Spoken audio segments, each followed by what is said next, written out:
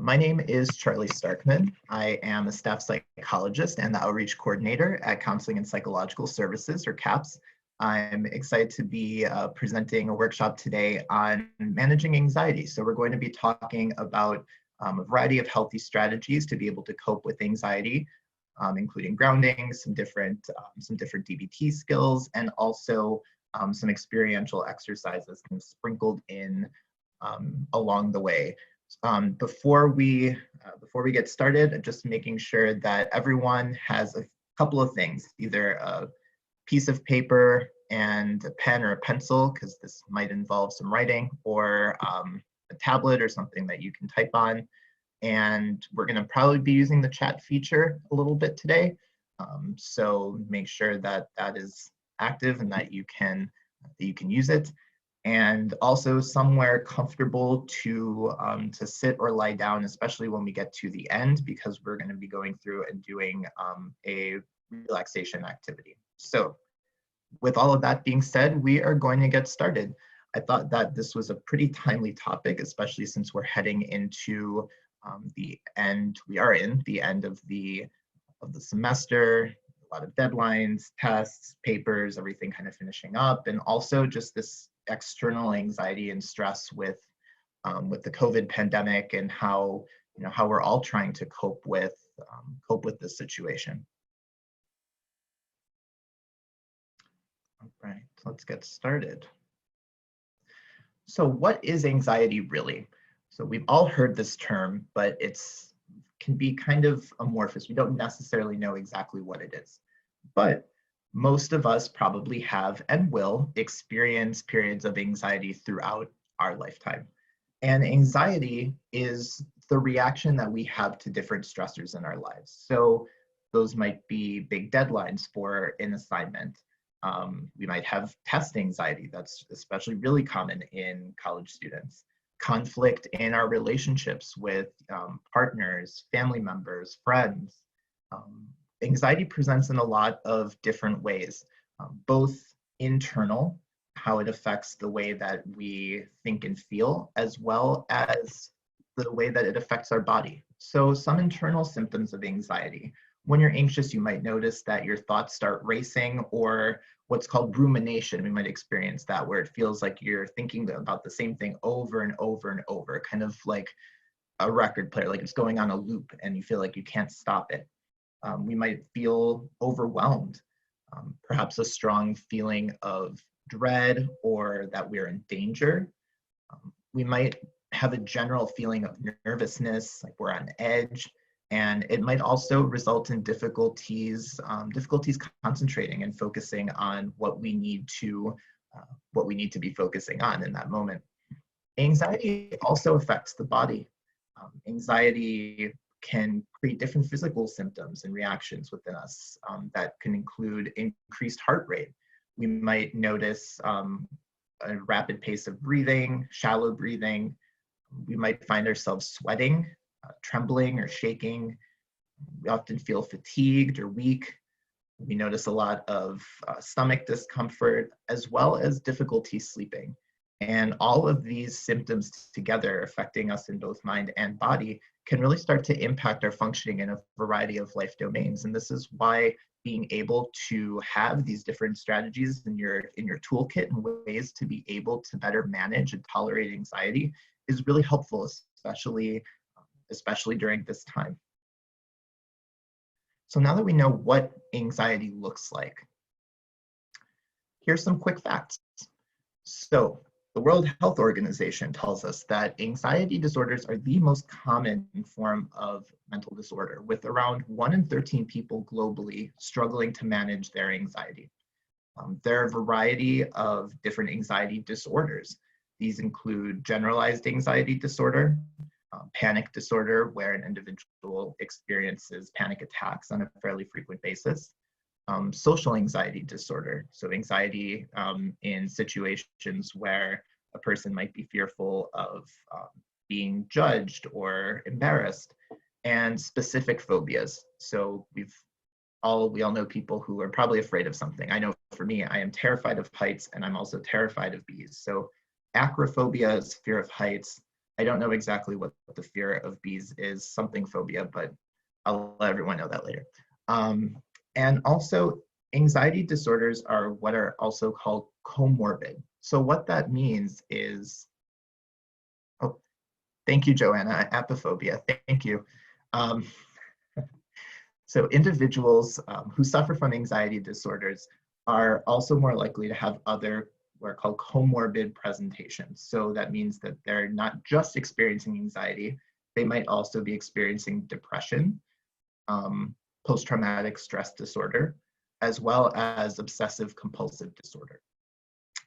And anxiety disorders don't just come from one place. It's a blend of different factors, different risk factors, including genetics. So we know that mental illness runs in families, also brain chemistry, personality and temperament, as well as environmental factors and life events. But anxiety disorders are highly treatable, and shameless plug for CAPS, I suppose, that we have a lot of experience among all of the clinicians at CAPS in addressing anxiety disorders.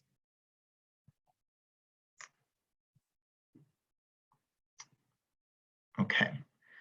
So oftentimes people will use stress and anxiety interchangeably, but they are different. So let's look at the differences between the two. So stress is generally caused by an external trigger. So we might be stressed out if we're again thinking at the end of the term, might be stressed out by a big paper, a big exam. Some stress is beneficial for us as human beings because it motivates us for action. The term for positive stress is eustress, so EU stress. However, chronic states of stress can start to impact us both physically and psychologically in negative ways. We'll often find that if we're in chronic stress mode, it starts to interfere, especially with our immune functioning, so our ability to protect against illness. Stress is often a short-term experience, and this is how anxiety differs. Anxiety is the response to the stressors in our life. Anxiety is how we feel about a particular stressor. Now, anxiety is different because it often lasts after the stressor is resolved or removed from the situation. And as a result, the negative impact of the stressor is creating difficulty functioning in different life domains. So as previously stated, this might be resulting in difficulties sleeping, difficulties concentrating, and interfering with our interpersonal relationships as well. If we're anxious and, for example, socially anxious, we might find ourselves shying away from spending time with people. We might be more afraid of being in situations where others might evaluate us. And as a result, that isolation can start to impact our mood and just in general, the way that we feel. So what I'd like everyone to do now is to get out that pen, paper, tablet, whatever you're going to use, and we're going to do a brief stress inventory. So what I would like all of you to do is to make a list of 5 to 10 of the most stressful events in your life currently, and rank these in order from least stressful to most stressful. And as you're creating this list, I'll give everyone a minute or two or so to create this list. Ask yourself where anxiety plays a role in any of these stressors. And if you ranked your anxiety, would it follow that same ranking from least stressful to most stressful? Would it be the same in terms of least anxiety provoking to most anxiety provoking? Or are certain stressors perhaps more anxiety provoking than where they might be ranked on this stress inventory?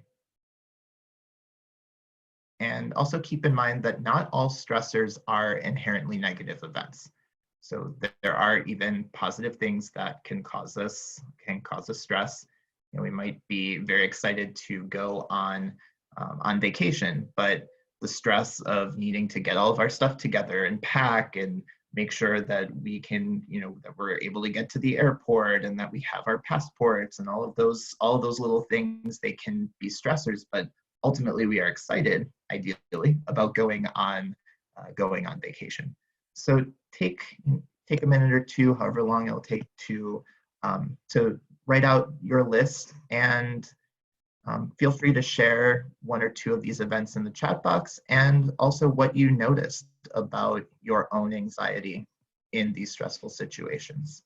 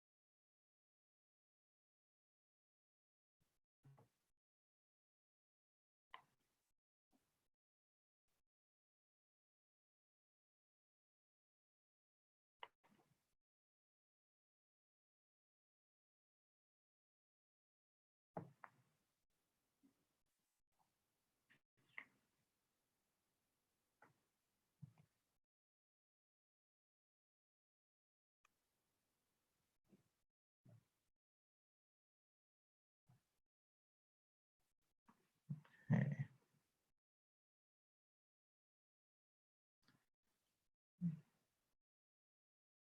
Anyone feels comfortable sharing, feel free. If you're still working, give yourself another minute.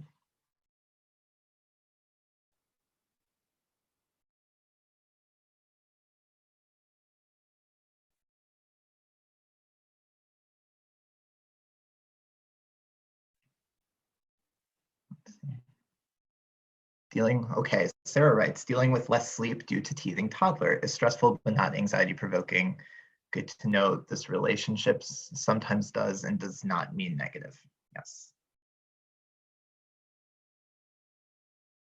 I've not dealt with the teething toddler, but I'm sure you are navigating it very well, Sarah.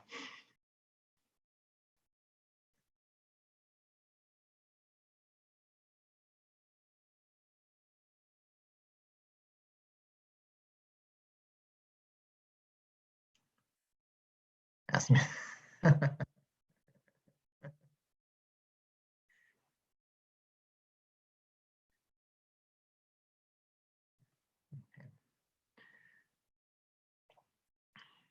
Right. So you can continue working on your inventory, and we're going to start shifting gears into grounding. So there we go. All right. So what is grounding? Grounding is an important method that involves training your brain to return to the present moment. Grounding, in short, is basically a way to help enhance mindfulness. And grounding is also used in the treatment of anxiety, but it's also used to treat trauma symptoms, and it can be used to aid in reducing flashbacks, intrusive thoughts, and dissociative episodes. Grounding methods, just like any other behavioral strategy, are things that we need to practice. They can be practiced each day, as often as you need, and being able to practice is what is going to help reduce your overall levels of stress and anxiety. And in the upcoming slides, we're going to look at several different ways of being able to ground. So this is what I call the 5, 4, 3, 2, 1 game. I really like doing this with my clients, and hopefully all of you will enjoy this activity as well. So this is the first of 2 different grounding exercises that I'll be leading you through. And at the end, I'll have some questions for for reflection, and you can share your responses in the chat box. So with this 5, 4, 3, 2, 1 exercise, this will help you connect more to your senses. So we're going to start by scanning around your environment and taking in 5 things you can see.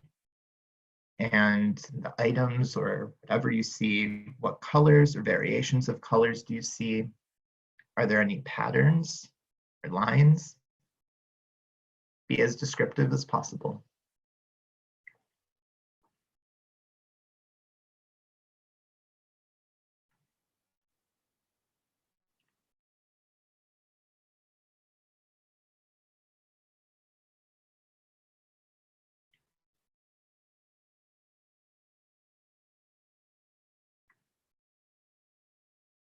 Next, there are 4 things that you can touch. And are these things soft or hard? Are they fuzzy? Are they warm? Cold? Again, describe these things that you can touch in as much detail as possible.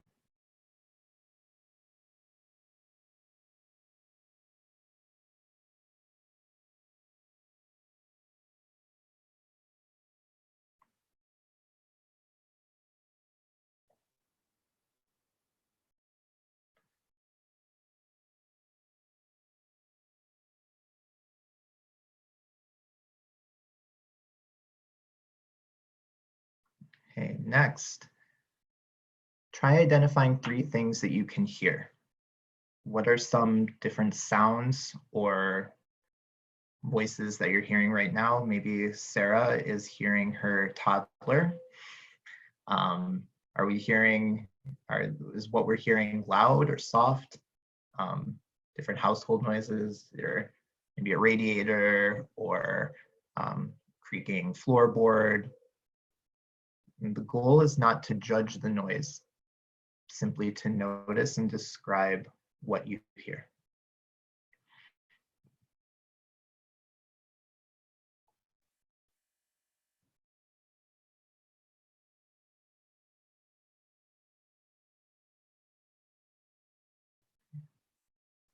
Next, try identifying 2 things that you can smell.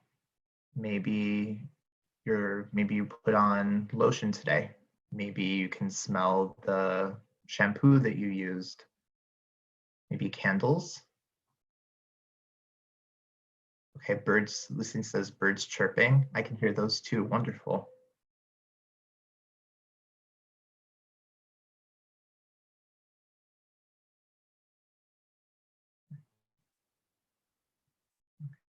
It's in my mouth. Kathy, this is great. This is very, very detailed.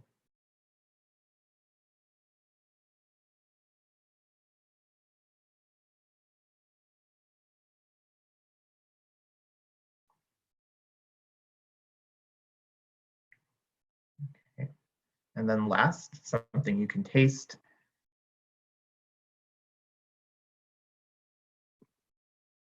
Great way to wrap up all of our senses, all of our 5 senses.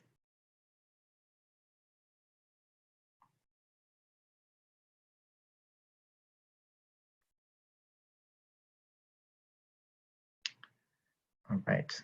Oops. So this second grounding exercise is going to help us connect to our body, bringing ourselves back to the present moment and helping us to take notice. We've got someone else in the box. Lemon with warm water. Okay, that's what Lucien is tasting. Okay. So what I'd like everyone to do is to take notice of wherever you're currently sitting. Maybe you're laying down, I don't know. But either way, you can close your eyes or keep them open for this exercise. Notice the feeling of your clothing on your body. Notice where you feel sensation the most strongly, the least strongly. Notice where air is touching your body or your face. Are any of your limbs feeling heavier than the other? And pay attention to any tingling or tension, or feelings of warmth or coolness.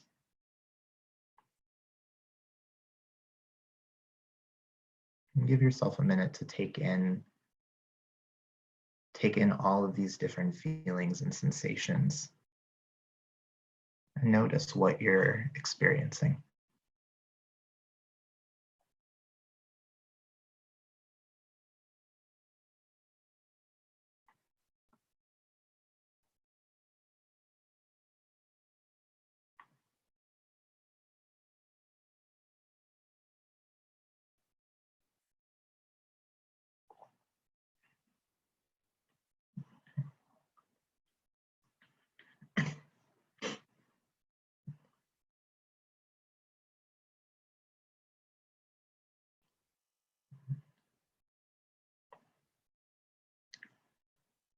So after these two exercises, I'd like for us to take a little bit and just reflect on what it was like for you.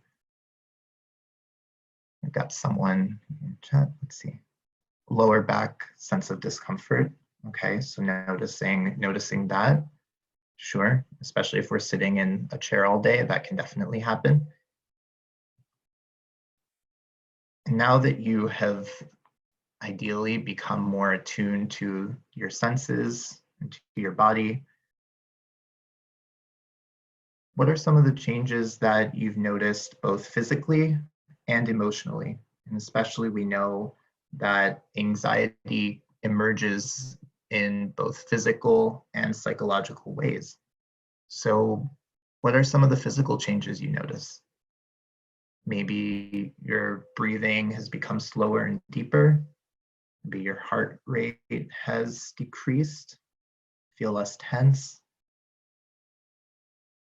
Maybe any emotional changes, feeling calmer, less nervous. Always keeping in mind, though, that the goal is not to completely rid yourself of feeling. We don't want to completely just erase any type of feeling. The ultimate goal is to decrease the levels of anxiety that we're experiencing. And when we notice that decrease, that means that the grounding strategies are working for us. We've got some folks commenting. Let's see. Okay, so Joanna says slower breathing, noticing fullness of the stomach after eating breakfast, and feeling calmer. It's definitely if Kathy and Lucien can corroborate that. I tend to also feel calmer after grounding myself, so I'm really glad that you're able to get that sense of feeling calmer and noticing that both in your body and also with your emotions and how you're feeling.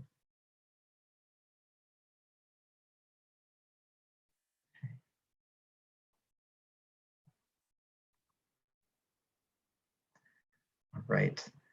Now, another way that we can work on tolerating anxiety and managing our own responses is using the Wise Mind Accept skill. And I know I've got some folks tuning in today who are very skilled in DBT. Accepts is, oh, we've got someone else in our chat. Thank you, Joanna. So Wise Mind Accepts is a wonderful strategy to be able to use to help us tolerate uncomfortable feelings, especially anxiety. It is often very uncomfortable. Distress tolerance skills in general are basically crisis survival skills. They help get us through very challenging situations. And ultimately, they help us to manage our own response to a situation. Now, accepts requires us to be in wise mind. So when we're in wise mind, we're able to tap into what we rationally know is good for us and fits our values. So values are kind of like those points on a compass. And we're always moving in that direction. And we're always trying to make sure that our actions and our thinking are consistent with our values. And the accept skill is used when emotions are running very high and when you can acknowledge and notice that you're feeling very distressed. So let's run through each letter of the accepts acronym. All right, if I can actually get it to click, there we go. So the A stands for activities. This might mean engaging in an activity with your full attention for a set amount of time. So maybe taking a 30-minute walk, setting aside an hour to watch a favorite show on Netflix. Contributions. This one is, I think, really important, especially right now when so many people are unable to leave their homes and aren't able to function in the same way that they usually do. We're seeing a lot of people doing very charitable things for others, going to get groceries for someone who is at risk if they were to leave the house. Helping someone around the house if they need it.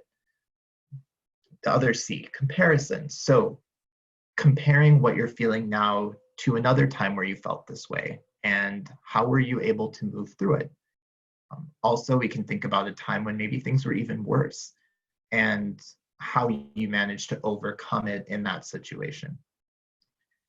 E, emotions.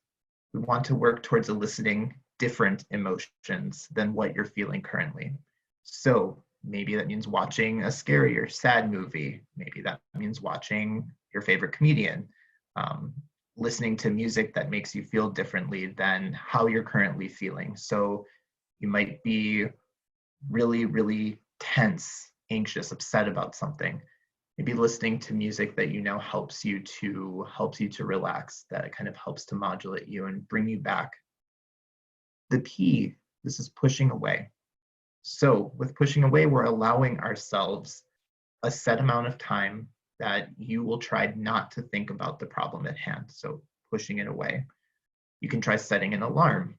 And when that alarm goes off, that is when you can start to worry again, for example. So might say set aside 10 minutes each day to worry, and that's all you're going to do for that 10 minutes.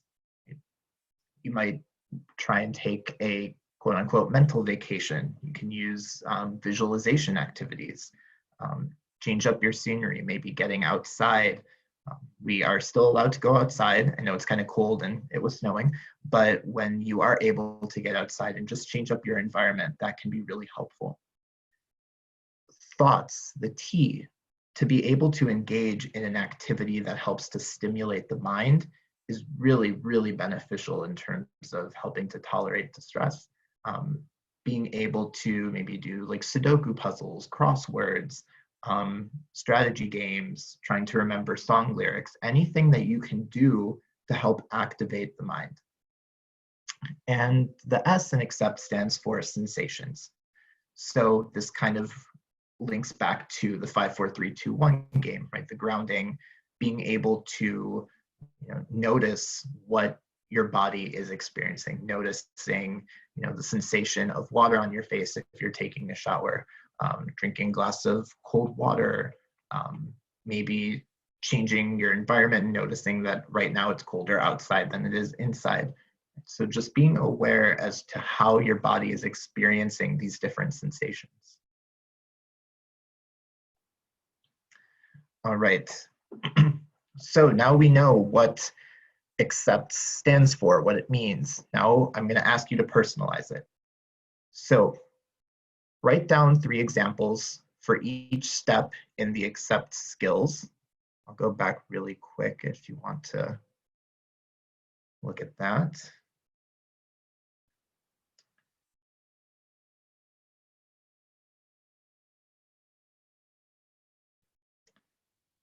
And thinking about different ways that you could use these different examples for each step. So for activities, I might write doing the dishes, reading a novel, or FaceTiming with a friend. The goal is ultimately to personalize each step in the accept skill to make sense for you and shaping it to the context or the situation that you currently find yourself in, because that's ultimately how it's going to be most effective.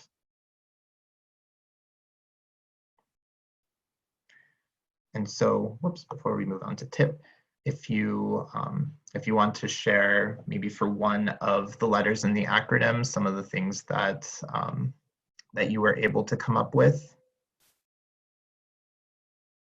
So I know for me right now, sensations are really important. I have to be able to at least get outside a little bit to feel the air on my face, to kind of embrace the cold, even though it might not be super pleasant. I need to feel something different. So once you have been able to figure out some of those, I'd like to see what you wrote. Word searches. Yes, that's a good one. I love word searches, Kathy.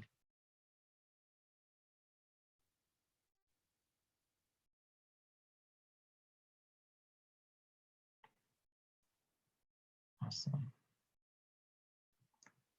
Okay, reading books, walking my dogs. Really glad everyone is being so interactive. It makes this more enjoyable when I get to actually present it to people than when it's just me talking to myself on the screen.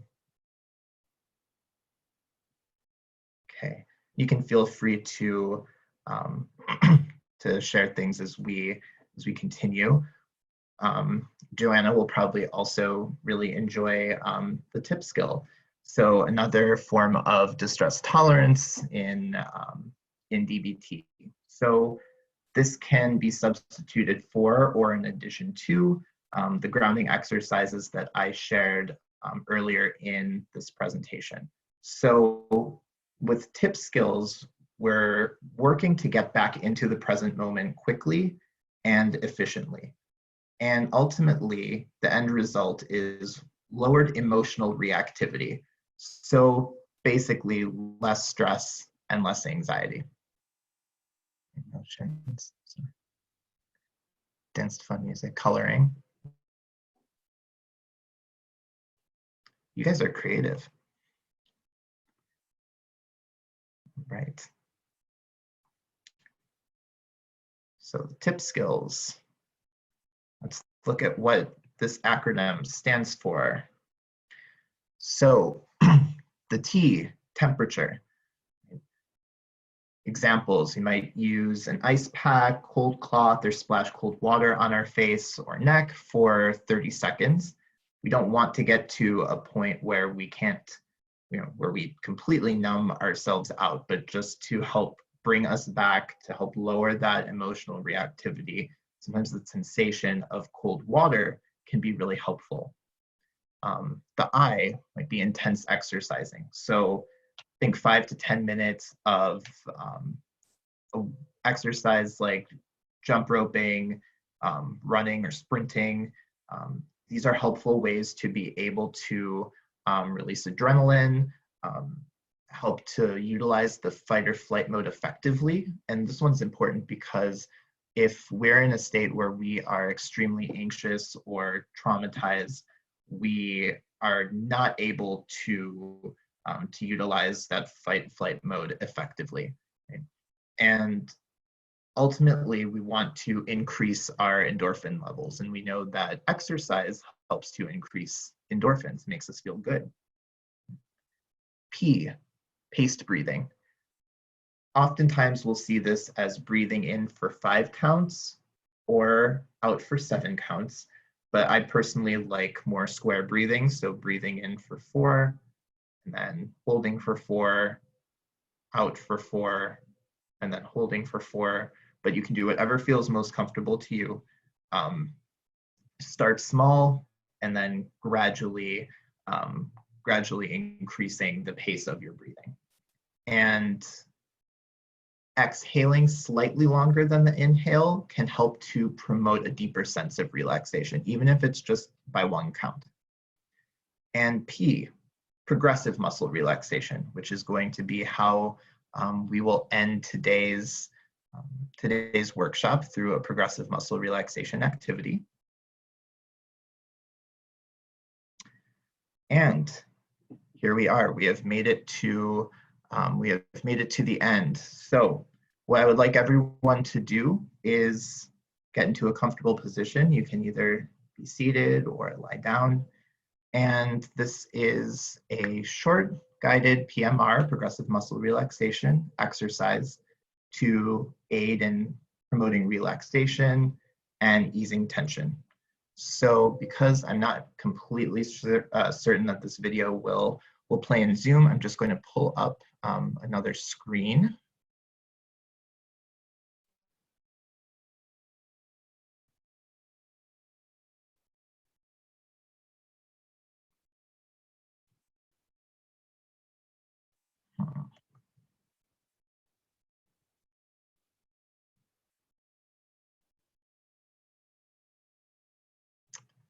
Right, let's see if I can make this work.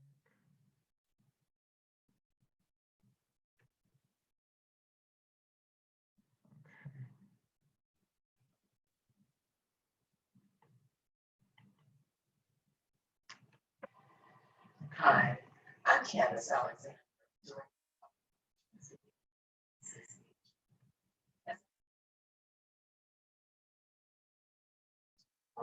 To help you stay calm during times of stress, I'll share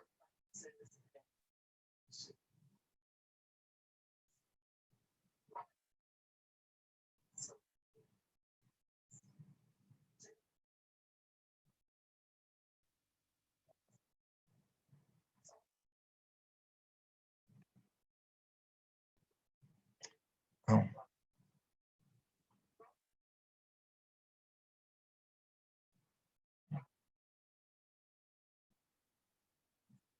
Hold on 1 second. Let me get this working. Here we go. Okay, let me. So let's get started. Here's some tools to help you stay calm during times of stress. Is this working? I'll share practices that enable you to cool and calm the nervous system while enhancing clarity, serenity, and deep rest. Today's session is focused on progressive muscle relaxation. So all you'll need is a chair to sit in where your back is well supported and your feet can sit flat on the floor. You also can sit on the floor with your knees crossed or lie flat on the floor where your head and knees can be supported. So let's get started.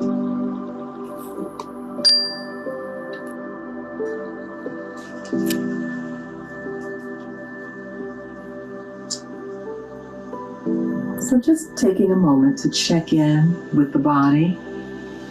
That is, making sure that the shoulders are relaxed, that the arms and hands have a place to rest comfortably. And taking in a nice gentle inhalation and letting it go with a sigh. Once again, taking in a slightly deeper but gentle inhalation through the nostrils and again letting it go through the mouth. Perhaps already beginning to feel a sense of softness in the body. So we'll move our attention into the body to release trapped energy and move deeper into total relaxation. Starting with the lower half of the body, in a moment, I'm going to ask you to take in an inhalation, and I want you to create some deliberate stiffness and stretching in the parts of the body that I mentioned. So again, inhaling and deliberately tightening the feet, the legs, the knees, the thighs, the buttocks, the tummy, whole lower half of the body. Hold, tighten, tighten, and now let go. And on the next exhalation, letting go even more. And observe the flood of energy in the legs.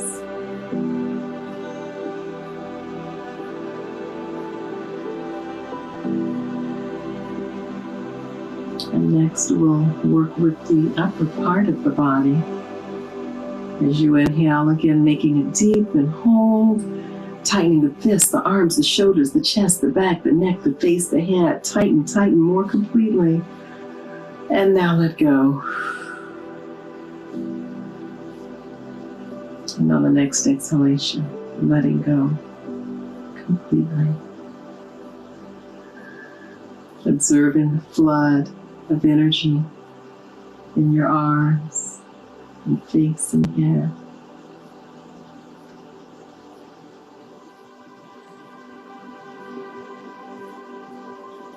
And this time, we'll work with the entire body. Taking a longer but softer inhalation if you can. And as you hold, tightening the feet, the legs, the knees, the thighs, the buttocks, tummy, chest, back, shoulders, hands, arms, face, neck, head, whole body, tighten, tighten as long as you can, and then let go.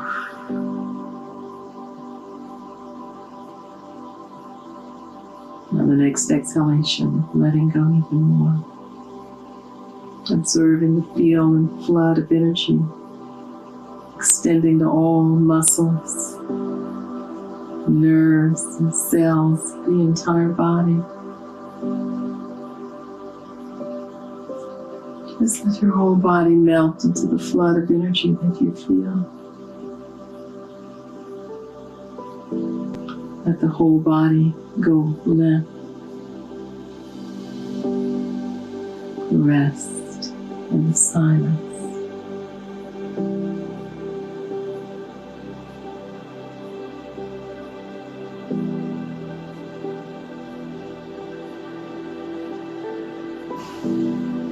And slowly feeling yourself as you deepen the breath, rising back to the surface of awareness. Awareness of the physical body and how well the chair or floor support you.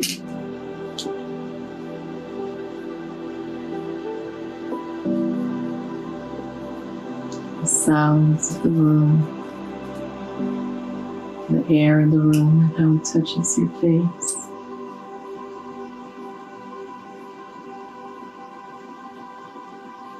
And as you feel the impulse beginning to move, perhaps stretching the body as if awakening from a restful nap. And when you're ready, open your eyes.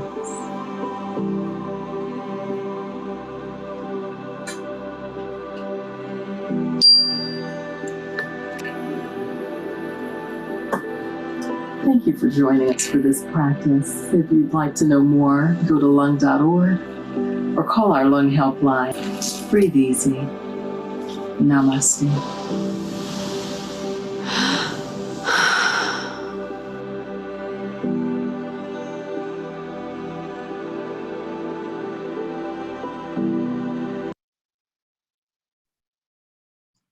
Okay.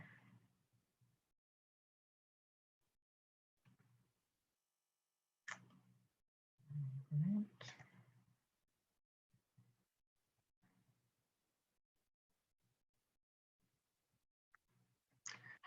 Okay, so we have made it to the end of today's workshop. Thank you all so much for tuning in.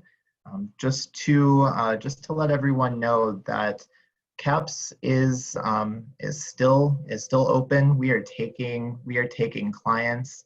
We're starting to encourage at the end of the workshops anyone who would like counseling or to speak with anyone on the CAPS staff to reach out. You can send an email to UM-Dearborn-CAPS@umich.edu for more information. This is a really challenging time, but at CAPS you are not alone, and I hope that you can utilize these skills to help manage anxiety better in your own life. So Thank you so much, and I hope you have a wonderful rest of your day and a wonderful weekend. Thank you.